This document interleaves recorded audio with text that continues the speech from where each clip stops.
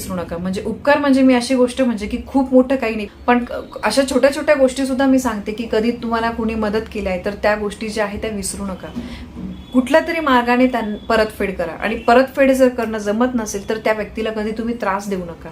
म्हणजे कधी वाईट साईड बोलू नका. मग कुठली पण व्यक्ती, आपले आई वडीलच असू द्या, कोणी पण, आपले बहीण भाऊ, बाहेरची कुठली पण व्यक्ती, त्यांनी जर तुमच्यासाठी काही केलं असेल तर त्या गोष्टीची जाणीव ठेवा. ते कधीच विसरू नका. हे खूप महत्वाचं आहे.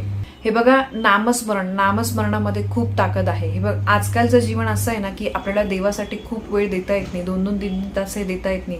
पूर्वीचे लोक द्यायचे तेवढा वेळ. पण आज आपण काय करू शकतो की नामस्मरण जे आहे ते कधी पण आपण कुठे पण करू शकतो. त्यासाठी काहीच नियम अटी काहीच नसतात.